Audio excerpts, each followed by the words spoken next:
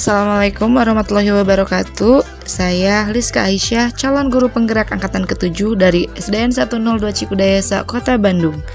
Berikut adalah tugas koneksi antar materi modul 3.1, yaitu pengambilan keputusan berdasarkan nilai-nilai kebajikan sebagai pimpinan. Terima kasih yang teramat banyak saya ucapkan kepada Bapak Haji Juanda SPD MM sebagai fasilitator, kemudian juga kepada Bapak Muhammad Dadi Firdaus SPD sebagai pengajar praktik.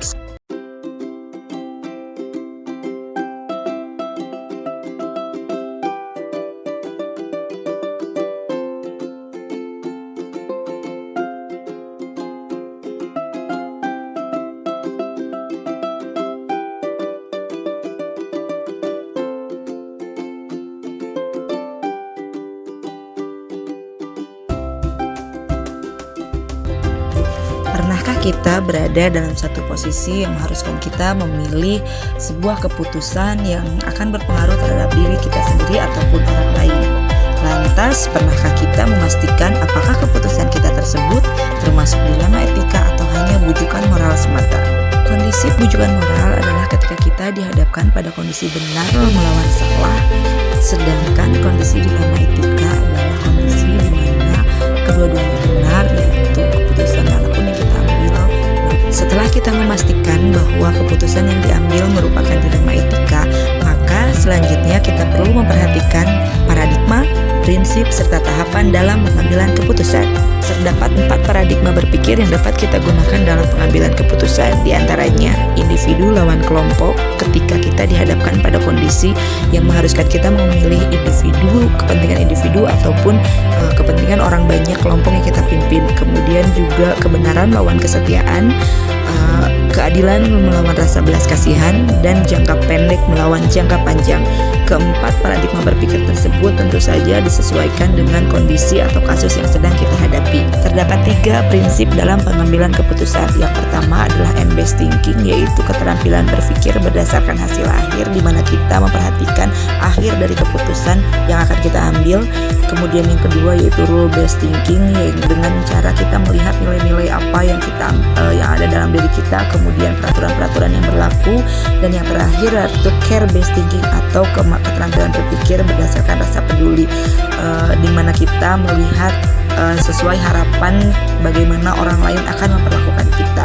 Setelah kita menganalisis paradigma berpikir dan prinsip dalam pengambilan keputusan, maka langkah selanjutnya adalah dengan menguji keputusan yang akan kita ambil melalui 9 tahapan pengambilan keputusan. Di antaranya, langkah pertama adalah dengan mengenali nilai-nilai apa saja yang saling bertentangan pada kasus yang akan kita ambil keputusannya. Langkah kedua adalah dengan menentukan siapa saja yang terlibat dalam situasi yang dihadapi. Langkah ketiga adalah dengan mengumpulkan fakta-fakta apa saja yang relevan dengan kasus yang sedang kita hadapi. Langkah keempat yaitu dengan menguji benar atau salah melalui beberapa tahapan, diantaranya 1. Uji legalitas, yaitu dengan memperhatikan apakah keputusan yang kita ambil melanggar hukum atau tidak. Selanjutnya adalah dengan uji regulasi, yaitu adakah pelanggaran kode etik pada keputusan yang kita ambil.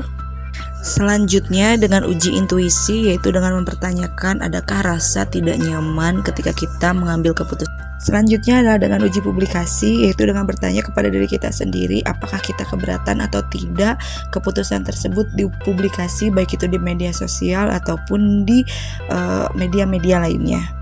Langkah terakhir dari pengujian benar atau salah dari keputusan yang kita ambil adalah dengan uji panutan, yaitu dengan membayangkan sosok idola atau panutan kita ketika dihadapkan pada kondisi yang sama, maka keputusan apakah yang akan panutan kita ambil. Setelah kita melakukan pengujian benar lawan salah, maka langkah selanjutnya yaitu dengan menguji paradigma benar lawan benar, yaitu dengan kita memastikan bahwa keputusan yang kita ambil betul-betul pada kondisi dilema etika, bukan memperhatikan bujukan moral untuk melakukan suatu kesalahan.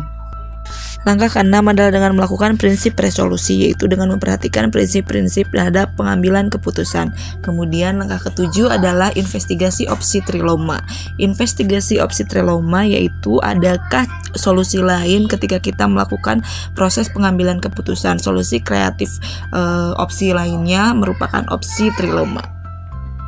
Langkah ke-8 yaitu kita ambil keputusan, kemudian refleksikan. Itulah langkah-langkah pengujian benar lawan salah dari pengambilan keputusan.